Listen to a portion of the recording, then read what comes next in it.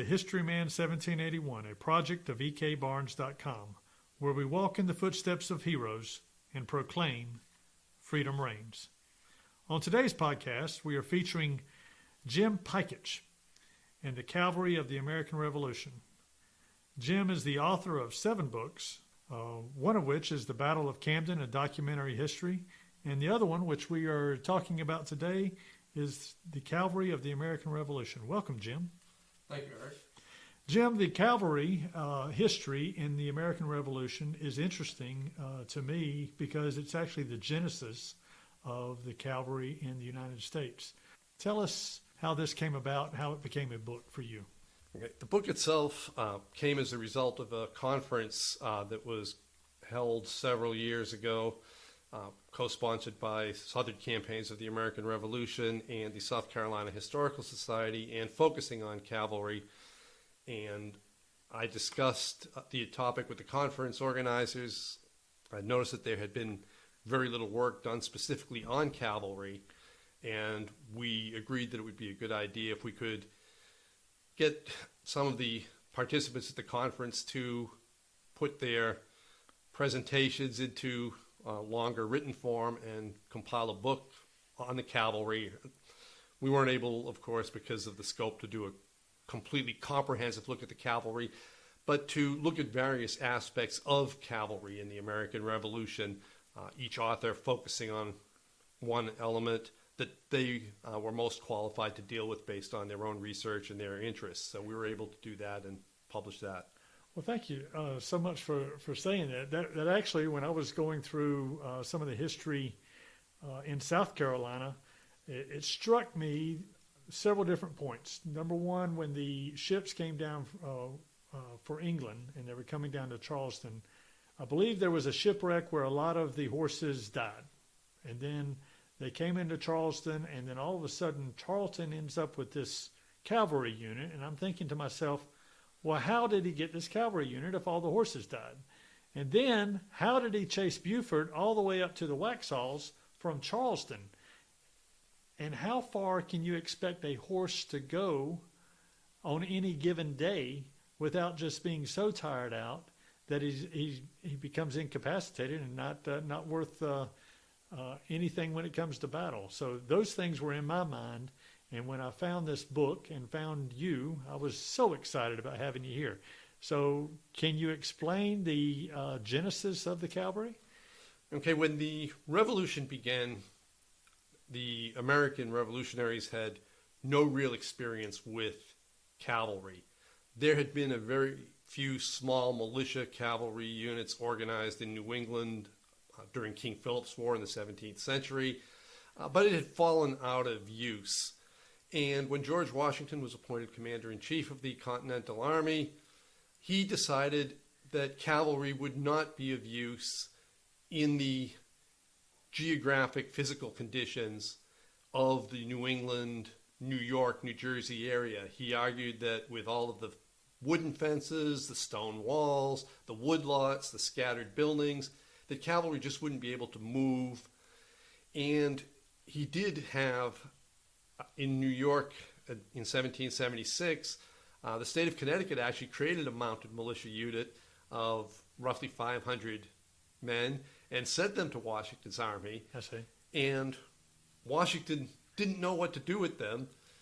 Obviously, the British had not landed yet, so there wasn't too much for the cavalry to do except for the men to consume provisions and for the horses to consume forage that Washington thought would be better used to support the baggage horses and the artillery horses, the ones that drew the wagons and the cannons.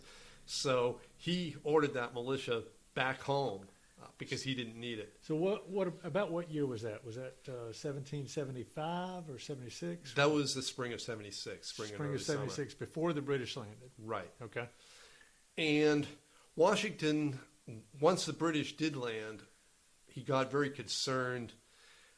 His troops were suffering from cavalry shock. He'd have patrols and detachments out. The British, strangely enough, sent over only 2 of their 20-plus regiments of cavalry that they had on hand, the 16th and the 17th Light Dragoons. And in 1778 or 9, they actually recalled the 16th Light Dragoons to Britain. So the British didn't place as much of a premium as they probably should have on cavalry either. But the 16th and 17th Light Dragoons would be patrolling, and they would attack American detachments. The Americans would flee, and Washington was upset. And in the general orders to his troops regarding the cavalry of the British Army, he said, "There's no enemy more to be despised."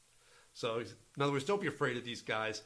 Now, and he offered a reward for anyone who would bring in a captured cavalryman with their equipment. And he continued in that vein until October of 1776 at the Battle of White Plains, where the British cavalry made a key attack that forced Washington to abandon his position. And as he retreated from New York and across New Jersey, he began rethinking his views on cavalry. And just before Christmas in 1776, he wrote to the Continental Congress asking them to authorize the creation of cavalry regiments. And in his letter, he wrote, "There is no carrying on the war without them." So you can see Washington's adaptability, his recognition that, wait, this is not the type of war I envisioned. I have to adjust. I'm not afraid to change my mind. So how did the cavalry how was that different than the mounted riflemen like Daniel Morgan and the guys from the west, the Allegheny Mountains? How was that different? The cavalry effectively fought on horseback. Theoretically, most of the cavalry units, British and American, in the Revolution were referred to as dragoons. And according to the actual formal European definition, a dragoon was an infantryman who could fight on foot but could also move and fight on horseback. However, the dragoons in America were really straight up cavalry. Many of them had no infantry training, but many troops, Francis Marion the same way, he moved his troops on horseback, Right. dismounted and engaged the enemy on foot. His Right. men were not trained to fight on foot. They were not equipped to fight on foot, because if you try to load a pistol is almost useless except at a few feet range, and if you're trying to load a musket on horseback, it's not going to do you much good. You need a saber. So they were and not that trained. requires You training. said they were not trained to fight on foot. You're saying they're not trained to fight on horse. They're not trained to fight on horseback. Okay. They All right. they know they can fight on foot, which requires, especially for a lot of people in the colonies who were familiar with hunting and Right. had experience in Right. conflict with the natives. They had some idea of how to fight on foot, but fighting on horseback requires a certain degree of training and skill. Right. So for our listeners, let's talk a little bit about the accoutrements that you would find with for the different types of cavalry that are out there. I understand when we were talking prior to our taping, you were talking about the different types of cavalry that were out there in the world of fighting in warfare at that time. You had heavy cavalry, you had light cavalry, and you had the dragoons. Walk us through some of that nomenclature. Okay, heavy cavalry was a more general definition and referred to cavalry that was equipped and trained to engage on horseback enemy cavalry and also enemy infantry on the battlefield. Light cavalry could engage enemy cavalry, take part in scouting, reconnaissance, raiding, but were not expected to engage infantry. Within those two categories, for example, there were dragoons who were supposed to be, as I said, theoretically trained as infantry and as cavalry, but in practice, in the British and American armies, were actually trained and served as cavalry. There were heavy dragoons, which we did not see in the Revolution. Okay. The dragoons in the Revolution were all designated light dragoons. Although in some cases they did engage infantry. You mentioned the Waxhaws, William Washington's Continental Dragoons at Utah Springs did engage infantry on occasion, sometimes with success, sometimes disastrously. But it did occur. But they were generally used as light cavalry, which would be not only light dragoons, But Hussars, the Queen's Rangers, a loyalist unit recruited in the New York area, designated their cavalry Hussars after a Serbian and Hungarian title that was popular in Europe, who were used primarily in raiding as well as scouting. Okay. All right. But they were famed for their raiding abilities. There was one other unit that we saw on the American side. Kazimierz Pulaski, who came from Poland, created this when he was he was promoted to brigadier general, and he was considered the father of the American cavalry because he trained those 4 regiments of Continental Light Dragoons that Congress authorized in response to Washington's request. And he later got command of his own legion. That's another term that we need to consider. A legion, it was considered that cavalry sometimes by themselves without infantry support would be vulnerable to infantry. On the other hand, infantry augmented by cavalry might have an advantage against other infantry or cavalry. So both sides created what was called a legion. Pulaski had a legion of American cavalry and light infantry.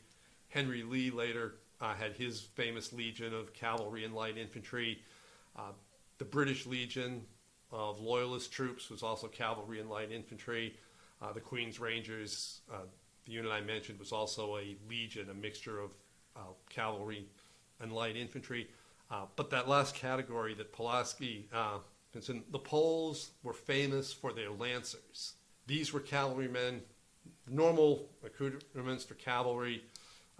You had your horse tack and fittings, a saddle, bridle, whatnot. Cavalry generally wore very high boots, although in practice only a few dismounted Hessian units actually wore those in America. But they had shorter jackets, not the long coats that you would have seen on the infantry, so that it wouldn't be in their way when they mounted or dismounted quickly. They generally had a carbine. In many cases, they didn't actually have the weapon, especially the Americans, so they would simply saw the barrel of a musket to reduce its length, because again, a long musket, several feet long, is difficult to handle on horseback. The carbine is shorter and easier to handle, although not particularly accurate. 1 or 2 pistols, which again are not very useful, and also still difficult to reload when you're mounted, but yeah, they can kill at a few feet. The key weapon was a saber, and this was an area where the Americans had some trouble at first. They often had to enlist blacksmiths to make sabers by hand from raw steel or tools or whatever they had available. The British cavalry was equipped with sabers, and this was the key weapon in fighting either another cavalryman or an infantry group. The lance is a completely different weapon. Used properly by a well-trained cavalryman, it's about 15 feet. It's basically a 15-foot spear, roughly 15 feet. It could be 18 feet, depending on who made it. Generally, given the irregularity of standard size for equipment in the Revolution, it might vary. But Pulaski, the Poles were famous for their lancers, their cavalry armed with lances. And Napoleon later recruited large numbers of Polish lancers. They fought throughout his campaigns, even at Waterloo. So Pulaski wanted to create lancers for the cavalry of his legion, which he did. They fought in a futile charge where he was killed at Savannah, Georgia in 1779. His troops never were really effective with the lance, and they had to abandon it after his death, because the problem with the lance is if you don't hit your opponent, that moving target, and you're also moving, in your first pass, you're completely vulnerable. This is kind of like jousting. Yeah, exactly. Right? It's like jousting. Yeah. And if you miss... I mean, this is a carryover from the Middle Ages is what it is. Yeah. Yeah, okay. Except you're jousting against someone who is armed with a saber. That's right. And who, if they can dodge your lance, can now ride in, and you are defenseless. You're holding this lance tucked under your arm, which you can't really drop because that's your weapon. Right. And you have no way to fend off that saber attack. So with Pulaski's death, the lances were abandoned. I see. So there's a story, one of the battles for Sumter was at Juniper Springs, which is over in Lexington County on the other side of the Saluda River from Columbia. And they rode into battle without any swords, and they took on I guess a light cavalry unit of the British, and they got it was like a running battle, but they just got hacked to death all the way. The fact is, they just didn't have any swords, and you were talking about that.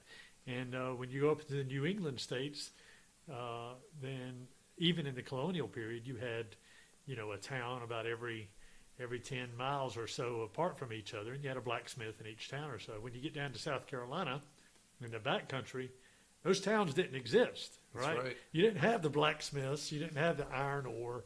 You had, there was really only two ironworks. You had Hills Irons Works, and you had another ironwork up in Spartanburg, and that was basically the amount of ironworks you had. And so getting swords, getting those accoutrements was tough for the American soldiers down here. How did they arm their soldiers? Well, the first cavalry units that came down here, and this gets back to your original remarks about how did Tarleton get his horses. The British fleet that sailed to attack Charleston late in 1779 and ended up capturing Charleston in May of 1780.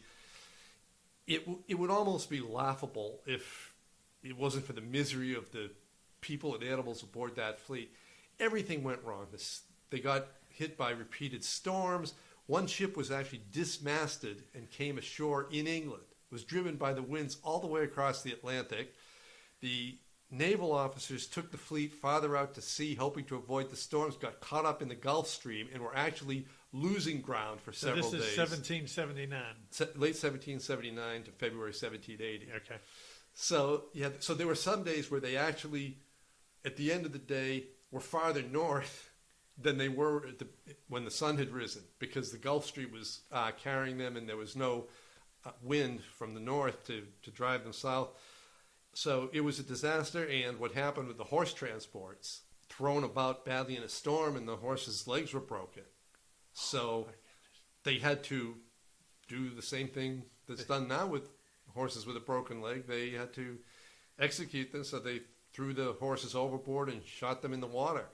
Fed the sharks. Yep.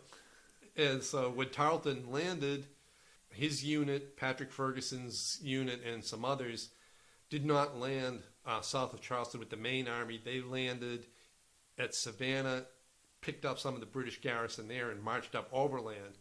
And on their way north, they impressed horses, some of them good plantation horses, some of them not so good. But where they did themselves a big favor, Washington had been sending troops constantly because he knew the British were moving against Charleston, wanted to reinforce it. So he had sent the North Carolina Continentals, infantry, the Virginia Continental Infantry, and then he sent two of his four Continental Cavalry regiments, William Washington's regiment, Anthony Walton White's regiment. And those units fought Tarleton twice in April and early May of 1779 at Biggins Bridge and Monk's Corner. And Tarleton literally cut them to pieces. He surprised them both times. One time they were actually napping along the banks of the Santee River when Tarleton learned they were there and just rode in on them. They had actually captured some of Tarleton's men earlier who were being rowed across the Santee. And the prisoners grabbed their guards, threw them in the water, and rowed themselves back. White and Washington only escaped by swimming the river. Really? But the two cavalry units were almost annihilated by Tarleton in those battles.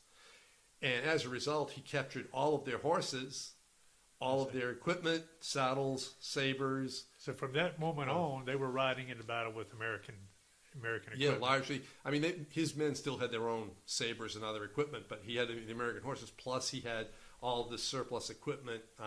So as he recruited for his British Legion's cavalry locally, which he did get well over 100 recruits, he had equipment for them from the captured material, plus he could replace his battle losses.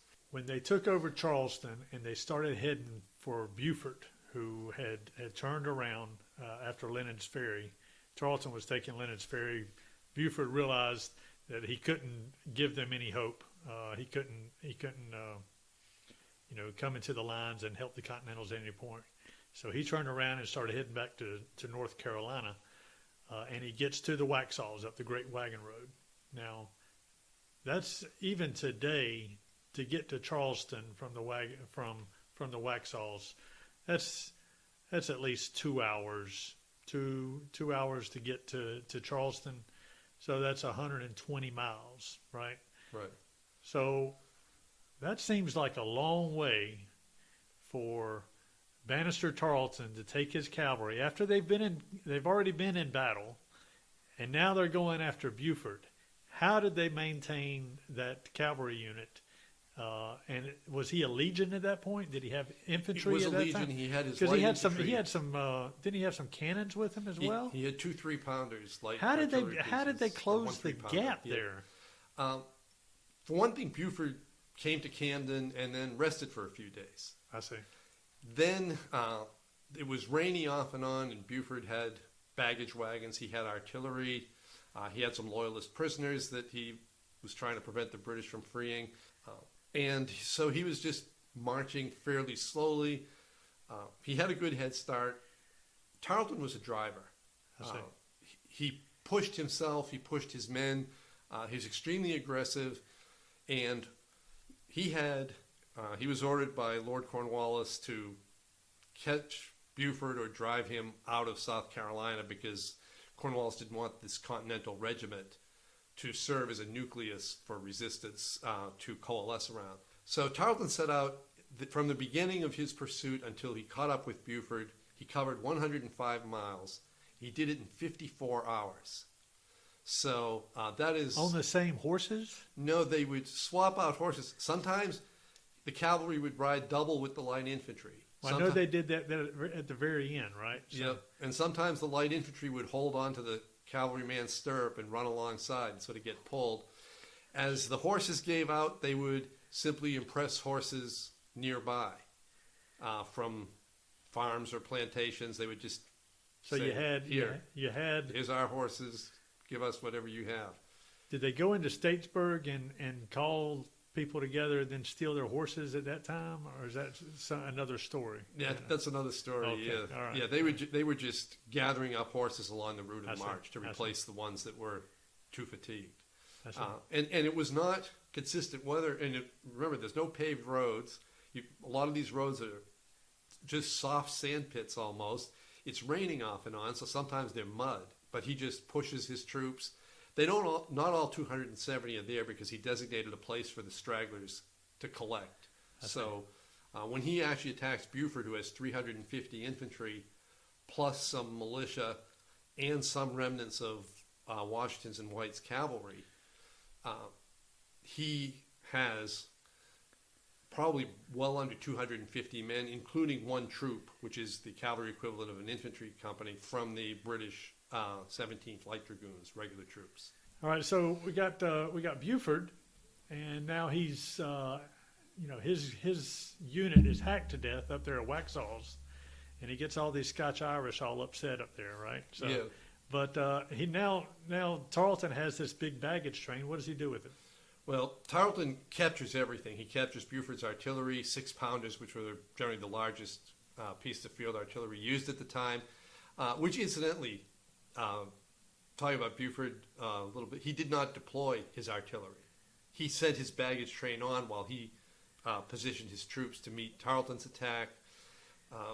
He made a whole litany of mistakes that William Moultrie and others chronicled later.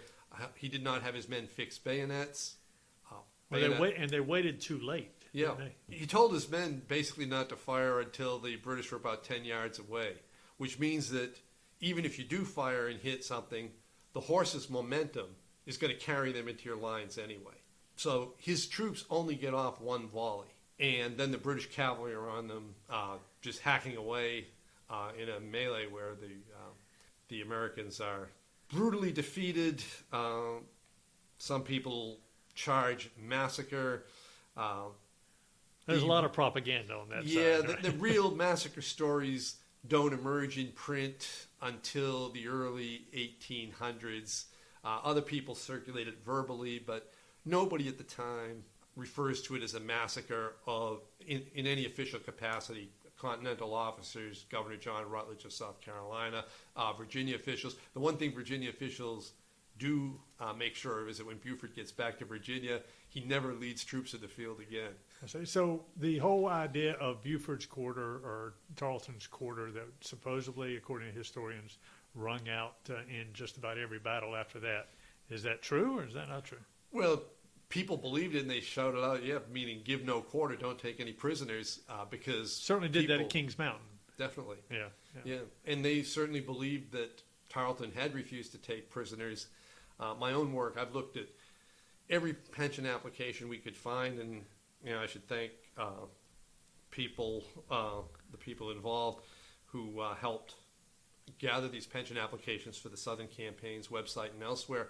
But there is not one pension application submitted by a Waxhaws survivor who mentions, and some of them report being wounded multiple times in the action, but none of them report being wounded after surrendering or while trying to surrender. None of them report seeing anyone killed or injured after surrendering. In fact, in Tarleton's own report, I think he said that his horse was shot out from under him, and that if anything happened as he was underneath the horse or trying to extricate himself from the horse, it was just part of the battle. Yeah. So, and a few of his men may have thought that their commander had been killed and been enraged and shot a few people unnecessarily, or bayoneted or sabred a few people unnecessarily. But it's not like they were going to the mall to pick up dresses or anything, right? So no. they were in war. Right? Yeah, exactly. And Buford had splayed his men out in a combative way.